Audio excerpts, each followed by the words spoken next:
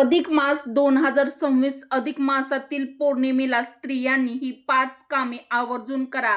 या चुका टाळा. अखंड लक्ष्मी तुमच्या घरी नांदेल. अधिक मासातील पौर्णिमेच्या दिवशी स्त्रियांनी ही 5 कामे आवर्जून केली तर घरामध्ये सुख समृद्धी, अन्नधान्याची भरभराट, अखंड सौभाग्य आणि देवतांची विशेष कृपा प्राप्त होते असं मानलं जातं.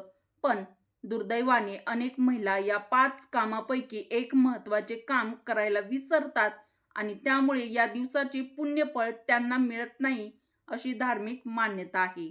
मित्रांनो, अधिक मास हा भगवान श्री हरी विष्णूंना समर्पित मानला जातो. अधिक मासात येणारी पुरुषोत्तम पौर्णिमा अत्यंत पुण्यदायी मानली जाते. यामुळे या दिवशी कोणती 5 कामे करावीत, कोणत्या गोष्टीकडे विशेष लक्ष द्यावे, कोणत्या चुका टाळाव्यात, हे आपण आजच्या व्हिडिओमध्ये सविस्तर जाणून घेणार आहोत. नमस्कार मित्रांनो, श्री स्वामी समर्थ.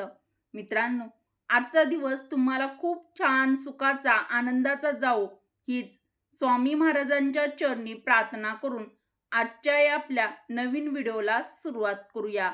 मित्रांनो, यावर्षी अधिक मासातील पौर्णिमा तिथी 30 मे 2026 रोजी वार शनिवार सकाळी 11:57 सुरू होत आहे. 31 मे 2026 वार रविवार या दिवशी दुपारी 2:14 समाप्त होत आहे. उदय तिथीचा विचार करता पौर्णिमा व्रत, पूजा आणि धार्मिक विधी 31 मे 2026 रोजी रविवारी केले जाणार आहे. चला तर मग जाणून घेऊया अधिक मासातील पौर्णिमेच्या दिवशी स्त्रियांनी आवर्जून करावीत अशी ही 5 महत्त्वाची कामे. 1. मुख्य दरवाजा आणि उंबरठ्याची विशेष पूजा.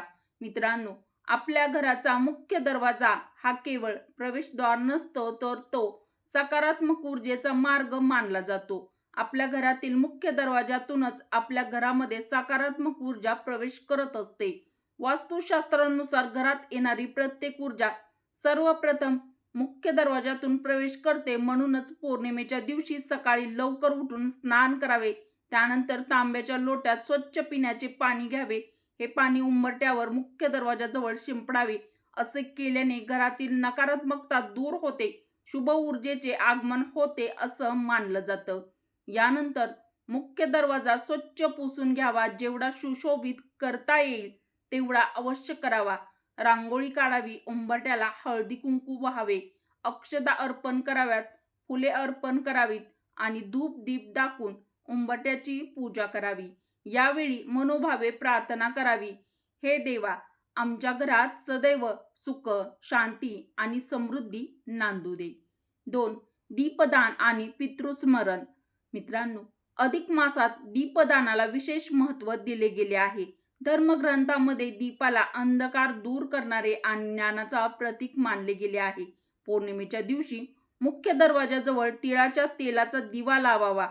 या दिव्यामध्ये 7 अखंड तांदळाचे दाणे टाकावेत, 1 लवंग टाकावी, थोडासा कापूर टाकावा.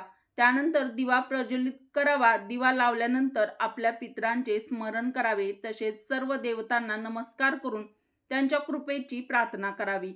असं मानलं जातं की श्रद्धेने लावलेला एक दिवा अनेक संकटे दूर करण्यास मदत करतो. 3. अधिक मासातील पुरुषोत्तम पौर्णिमेच्या दिवशी माता अन्नपूर्णेची विशेष सेवा अवश्य महिलांनी करावी.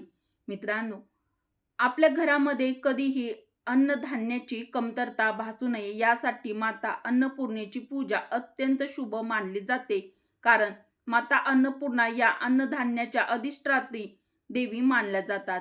तुमच्या घरी अन्नपूर्णा देवीची मूर्ती असेल तर ती स्वच्छ पाण्याने स्नान घालावे, देवीला हळदी कुंकू लावावे, फुले अर्पण करावीत. त्यानंतर देवीसमोर तांदूळ ठेवावेत. खीर, साखर किंवा खडीसाखरेचा नैवेद्य दाखवावा.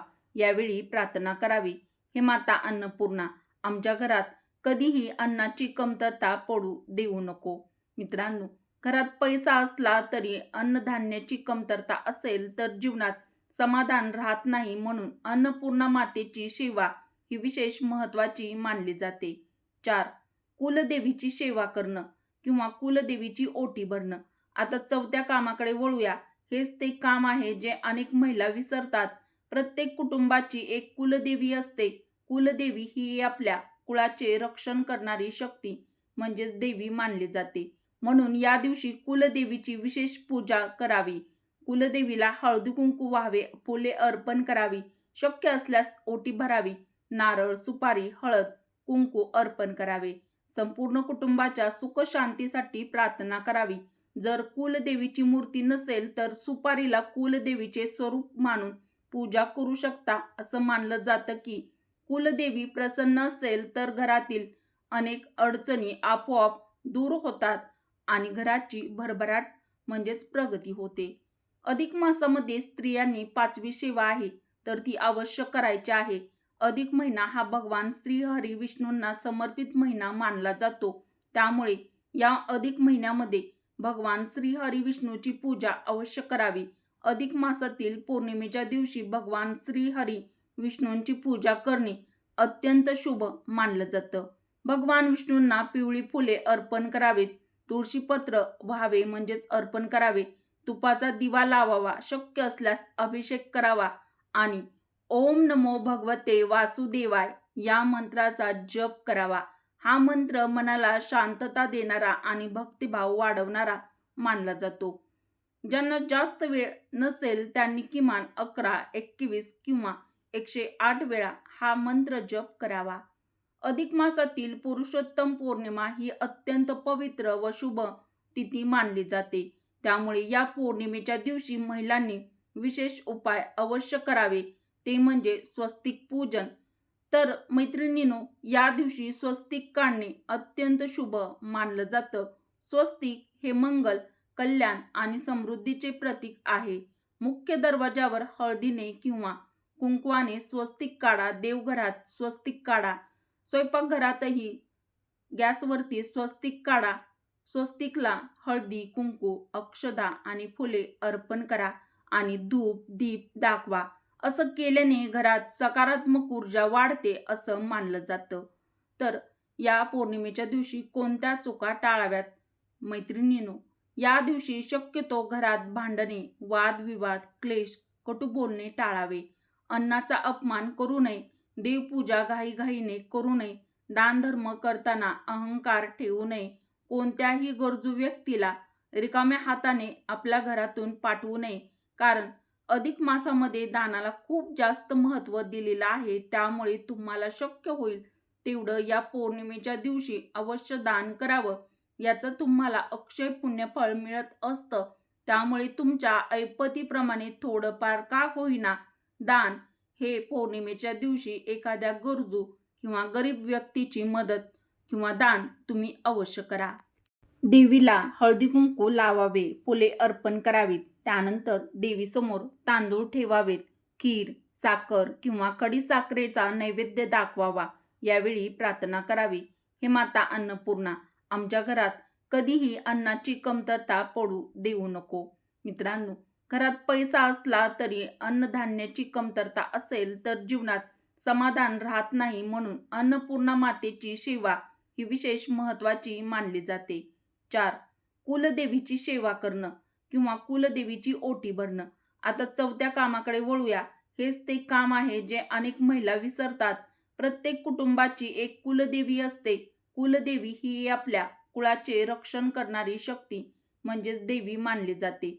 म्हणून या दिवशी कुलदेवीची विशेष पूजा करावी. कुलदेवीला हळदी कुंकू व्हावे, फुले अर्पण करावी, शक्य असल्यास ओटी भरावी, नारळ, सुपारी, हळद, कुंकू अर्पण करावे. संपूर्ण कुटुंबाच्या सुख शांतीसाठी प्रार्थना करावी.